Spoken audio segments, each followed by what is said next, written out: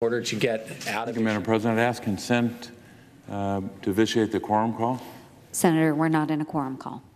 And I would also ask... You're recognized. Thank you. Ask consent to speak as if in morning business. Without objection. Thank you. Madam President, I rise tonight to talk about some of the issues we're facing tonight as we approach a deadline tonight. But I really wanted to start with one observation about where we are and where we could be in the next couple of days. Some of the debate is focused on simply what could happen at midnight were there to be a shutdown of the federal government.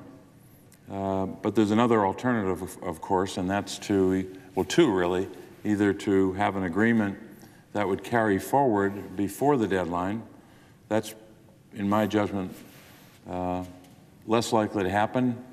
I don't think anyone believes that will happen necessarily. But the other option, of course, is to have a number of days ahead of us agree upon 3 days, 4 days, whatever the leadership and the two sides can agree to continue negotiations, because, of course, we have a range of issues. Sometimes we haven't talked enough about the long list of issues. I'll get into a few tonight. But there is a rather long list of issues, some of which have already been the subject of bipartisan, not just consensus, but a bipartisan piece of legislation, actual bill text that has been introduced or could be introduced in short order in the next few days or even the next couple of hours. Then there are other issues where there have been ongoing negotiations for a long period of time, haven't yet reached consensus, but if we all give ourselves a deadline and stay here, and I hope that people in both parties would stay for the next few days, no matter what happens tonight, because if there is an extension of 3 or 4 days, that doesn't make it any less challenging, because that just means there'll be a deadline that'll be a short-term deadline. I don't think it makes any sense to go another month, because things will be kicked, the can, in essence, will be kicked down the road again. We need to make some decisions about some big issues. There are some who have observed that even if you were in favor of the measure that came over from the House last night, which I have real trouble with, a lot of gaping holes in that proposal, a lot of urgent matters for many Americans that have not been addressed in that proposal. But even if you favored that, you could also still hold the position you don't favor continuing resolution after continuing resolution. I guess we're on our fourth, if we have the right count, our fourth resolution since October the 1st, not that long ago. So that's at least my sense of where we could be in the next couple of days, not leaving Washington and staying at the negotiation table on a range of issues. That's the reasonable thing to do, not only to keep the government operating and open, but also to finally resolve some major issues which I think both parties, most of both parties, want to solve. But let me start tonight with some personal observations, or I should say personal letters. One of the major issues which is not resolved, but there's been a lot of effort made that's been bipartisan, and that's the issue of pensions. I've gotten letters from a lot of Pennsylvanians who say, look, it's up to you and up to people in both parties to solve this pension crisis that has engulfed so many families. In Pennsylvania, if you add up the categories of people affected, retirees and their families, you're talking about at least 35,000 people, 35,000 families, I should say. Usually because you have a retiree, in the largest share of those are coal miners in Pennsylvania. I'm sure it's true in other states as well. So I got a letter from a woman in Washington County, Pennsylvania, right in the southwestern corner of our state. And she wrote to me, and I won't read the whole letter, but she said, talking about her husband, who's a retired miner, she said, and I quote, "He worked for many years in the coal mines and has endured dangerous conditions, unsafe work hazards, and a mine fire, which he narrowly escaped, and the mine closed, forcing him to lose his job. Then she concludes the letter by saying, "This pension is so important to him and to us," and she goes on from there. So that's one person talking about her husband doing the most dangerous work imaginable. I'm not sure there's a more dangerous job in the world than coal mining. And I know of what I speak because of the corner of Pennsylvania I'm from, the anthracite coal region. Here's another letter from the same corner of the state, southwestern Pennsylvania. In this case, in particular, talking about the pension legislation which is before the Senate right now, the so-called Butch-Lewis Act. Here's what this man says about his family. He said, "We gave up," talking about the way he earned a pension. He said, "We gave up pay raises to get a meager pension, and as we get older, we can't start over. Please pass the Butch-Lewis Act." A third letter, also from southwestern Pennsylvania, in this case from Westmoreland County, just to the east of Pittsburgh, one county over from where Pittsburgh is. This individual talks about the pension that he received. Said, "I'm facing pension cuts that will have an immediate and devastating impact on my family." And he goes on from there. We have even more letters. A letter from the same corner of the state, Fayette County, one of the great counties of Pennsylvania, in the most southwestern corner, right next to Greene County, right on the, depending on which side you're looking at, the Ohio or the West Virginia border. This individual said to me in the letter, "There are so many retired miners, widows, and families that rely upon those benefits each month, including my mother and me. She is a widow, and I have cerebral palsy, and we depend on my dad's pension to survive on the limited income." So whether it's the miner speaking about the pension that they earned and their hope, their expectation, which is a reasonable expectation, that the promise made in that pension would be fulfilled. Or it's from the perspective of a son or a daughter or a wife, or even, unfortunately in many cases, a widow, talking about a miner who had passed away. Here's another letter from southwestern Pennsylvania, talking about that word I just used, promise. Quote, "This pension," quote, "was a promise made by the government. We kept ours. Now we hope that you will continue to keep the promise." Keep the promise, all in capital letters by this individual. This man says he's 73 years old, and he says, if I were to lose my pension, my wife and I would be forced to live in poverty. Here's another letter, another pension letter. This is not from a coal miner, but from a retired truck driver. Another group of Americans affected when the United States Senate doesn't get pension legislation done, like we can do in the next couple of days. He said, quote, "I'm a retired truck driver. Spent 25 years of my life in this occupation," and asking me as his representative, as his senator, if you can do whatever you can to preserve that pension for my wife and me.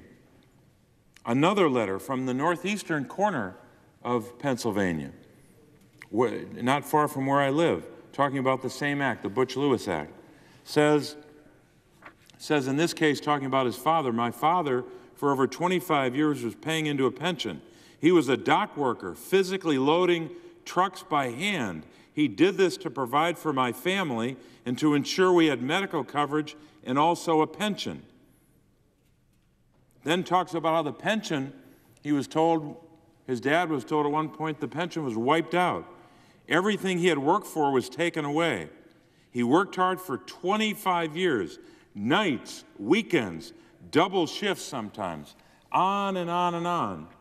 Well, I heard from the majority leader last night that somehow these kinds of issues that are part of this larger debate were not urgent.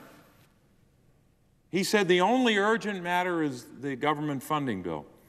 I would agree that that is urgent, but I would also agree that if you're a retired coal miner or the family of a retired coal miner or a retired truck driver, or you are owed a pension of any kind for all the work that you did in your life, your situation's urgent. It's not something we can put off and say, well, why don't you wait another 6 months? Wait for a couple more CRs, continuing resolutions, and we'll get to you later. The pension issue is as urgent as any other. And there's a lot of talk around here as if it isn't. It's very, very urgent. I'll give you another urgent issue, the issue of community health centers. Here's a letter I received from southeastern Pennsylvania, just outside of Philadelphia, talking about funding for community health centers. Just like the pension issue, not addressed in the House proposal or the House bill that passed. They don't address pensions. They don't address community health centers. And by the way, the deadline for community health centers, just like children's health, was way back in October the 1st. I'm glad that some Republicans are finally, after more than 100 days, starting to clue in a little bit to children's health insurance. They're talking about it. It's great that they're finally talking about children's health insurance, which they haven't talked about much since they let the deadline expire months ago. The majority party allowed that to happen. Maybe by midnight tonight they'll start talking about community health centers that serve 800,000 people in Pennsylvania. I hope they start talking about it at least. Maybe we can even come together and get something done. But here's what she says about community health centers. We serve hundreds of thousands of underserved people who deserve the quality of care we provide. They have lives filled with trauma and in turn suffer from social, physical, and behavioral issues that will go untreated if funding for community health centers goes away. I guess that's not urgent. If you rely upon a community health center for your health care, it is urgent. It's every bit as urgent as anything we've talked about in the last couple of days and weeks. The House bill does nothing on that. Nothing for minors' pensions, nothing for pensions, nothing on community health centers. And we're supposed to just accept that and move on and have another continuing resolution when they don't even address it in their proposal. Here's another letter about community health centers, talking about the patients living in rural and underserved areas who are in areas where there is a great need for health centers. I guess it's not urgent for those folks in rural areas who depend upon these health centers. As I said, in Pennsylvania, if you look at the total, rural and urban and everything in between, 800,000 people. I guess it's not urgent for them. And this House bill does nothing for those community health centers and those people who live in rural and urban areas who depend upon those health centers. But I guess we should just wait. Wait another month, wait another 6 months, wait another year for community health centers to be funded. And the majority allowed funding for those to expire, just like they allowed funding for children's health insurance to expire. Here's another letter talking about health centers. This individual says, if Congress kicks this can down the road one more time, it'll be a signal to health centers that we need to implement measures that will result in site closures, layoffs, and reduced services. I guess it's not urgent. I guess it's not urgent. Community health centers. How about this program that is also not addressed in the House legislation? The maternal, infant, and early childhood home visiting program. This is an evidence-based home visiting program that supports at-risk pregnant women and young families. A great program, that's been in place for the last couple of years. In fiscal year 2017, funding was about $400 million. That's not addressed either. I guess that's not urgent. Just like community health centers and just like pensions for retired coal miners and truck drivers and others. None of this, apparently, according to the majority, is urgent. None of this is urgent. I'll tell you what was urgent for the majority. The end of last year, November and December, an obsession with getting a tax bill passed, which did pretty well for the super rich and big corporations. There was all kinds of time for that. Negotiations between and among Republicans, discussions and changes in the bill between and among Republicans only for a tax bill. That was really urgent. To get that tax bill rammed through, that was really urgent. So children's health insurance, that had to wait, even though in December it was already 2 months overdue, 2 months after expiration. Community health centers, they had to wait as well because you had to get your Republican tax bill done. All of that had to wait. Coal miners' pensions, that has to wait too, because you had to get the tax bill done for the rich and for corporations. How about the issue that received a lot of attention? The so-called DACA program, the Dreamers. Right now we've got 7 Senate Republicans, at last count, it might have gone higher. 7 Senate Republicans have joined with Senate Democrats on a bipartisan bill to do a lot of things, but principally improve border security and help young dreamers. That's a bill that's ready to go right now. And it's urgent because people have been deported, and both parties assert that they're concerned about these dreamers. Well, we could get it done right now. One Republican senator said he could get it done in half an hour. Let's say he's way off. Maybe in hours and certainly a few days we could get that done as well. So there is a lot that is urgent, and there is a lot that's left on the table with this House bill that came over last night. I hope that both parties can continue to negotiate. I hope that we will heed the words that were sent out last night by the Defense Department. Deanna W. White, here's what she said, quote, "We have been working under a continuing resolution for 3 years now," meaning the Defense Department. "Our current CR expires tomorrow, January 19th. This is wasteful and destructive," unquote. So she hopes, and I think our military hopes, that we don't keep kicking the can down the road. Let's come together and get so much done for the American people that we can get done tonight, tomorrow morning, tomorrow night, Sunday morning, Sunday night, Monday morning, Monday afternoon, Monday night, Tuesday. We can stay here and get a lot of this done. And then we can move on to other things. We can get a major list of problems solved, not this House bill full of holes that leaves so many Americans out, leaves coal miners out, leaves truck drivers out, leaves millions, by one estimate, 27 million people in the country get their health care at community health centers, 800,000 in Pennsylvania. We could do all that, bring the country together, and then move on to some bigger issues that we haven't addressed yet, like infrastructure, fixing roads and bridges and bringing broadband to rural America, fill in the blank with whatever else you want to work on. But there's a lot we could do, and the President said that he wanted to make infrastructure a priority. It's going to be difficult to get to that if we keep getting stuck on these 3-week or 2-month continuing resolutions. Now, I know there's been a lot of chatter today about blame games. Well, look, according to my count, there might be only one politician in the country who has spoken directly, and I think repeatedly, but at least once we know of, about a government shutdown, and that happens to be the President. So I'll just hold up this poster, which is dated, the statement is dated May the 2nd. Quote, "Our country needs a good shutdown," said the President, May the 2nd of 2017.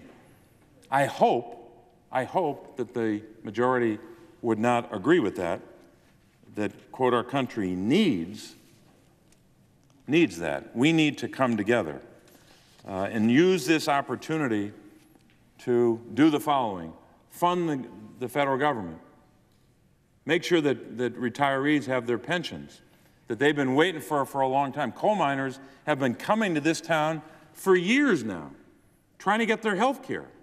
They were promised that in early 2016. Didn't happen because the majority made them wait. Then they were promised that they were promised in 2016, later in the year, it would happen in the fall when the Finance Committee got the coal miners' health care bill done. Didn't happen in the fall. The majority made them wait. Then, of course, they said, oh, no, but after the election in December of 16, it'll get done then. But the majority made them wait. So after months and months of pressing, these coal miners finally got the promise fulfilled by getting their health care in April of 2017. And at the time, they said, we appreciate the fact that we had the health care problem solved. Now we need to work on the pensions. So the pensions for coal miners didn't start just in April of 2017. That was part of the original bill, but we were only able to get the health care part of it done. So miners' pensions goes back much further than the early part of 2017. It goes back to 16 and 15 and years before that. So I would hope that before we move to bringing the sides together, that we would make those pensions and those retirees a priority. I would hope we'd make community health centers a priority as well as getting done for children what we should get done. One point about the children's health insurance program, I'm glad that my Republican friends are finally talking about the program. They were rather quiet the last couple of months when they refused to bring it up on the floor. Of course, everyone knows if you put a CHIP bill on this floor tonight, it would pass in minutes.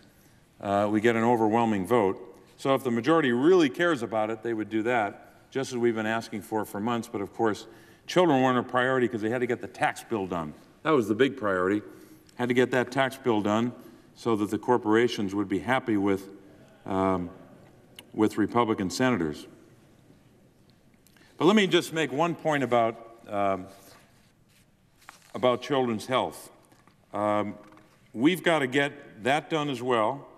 But the problem is that since, for a lot of reasons, the cost has changed a good bit. Here's the reality. The CHIP program, according to this proposal, is limited in time to 6 years. If Republicans included a 10-year extension, it would actually save billions of dollars and, more importantly, would remove us from this cycle of funding crises to which we've grown accustomed. So if it is less expensive and provides more certainty, why don't we do CHIP for 10 years? I would like to make it permanent. That would be the best result, the optimal result. But why not 10 years? Because of a whole series of dynamics that happened over the last couple of months, the cost has actually gone down. But if you can get a cheaper rate, so to speak, for a 10-year extension, why not make it 10 years? Now, I know the Freedom Caucus and House Republicans came up with 6, but I thought they wanted to save money, and I hope they want to save money and help kids. So I would hope that we could come together on that as well. Let's make it a 10-year commitment to our kids. I think the Senate Republicans passed a tax bill that had a corporate tax break, which is permanent tax relief for big corporations. Why not at least give children's health insurance, the children who depend upon it, at least 10 years? Give them a decade, right? That's not a big sacrifice. Of course, it'd be better if we gave them permanent certainty like the corporations got with their taxes, but at least give them 10 years. Now that both parties are beyond the 5 years, let's give them 10 years, and it has the added benefit of saving billions of dollars. So we can do all this in the next number of hours and days. We can get all this done, and then we can move forward in a bipartisan way onto other priorities. But we can't simply accept a measure that from the House that's full of holes, does nothing for those retirees, does nothing for community health centers, does nothing to address the opioid crisis. He didn't get into that, but we could easily be funding more of our local communities. But I hope we don't listen to this statement here, that somehow this is something that is good for the country. We need to stay here and continue negotiations, and in some cases wrap up promising negotiations that have already reached consensus. We should stay here tonight and Saturday and Sunday and Monday and Tuesday at least. And that's not asking much to negotiate hard for 4 days. See what we can get done in a couple of days and then see where we are. Mr. President, I would yield the floor and note the absence of a quorum. The clerk will call the roll. Mr. Alexander.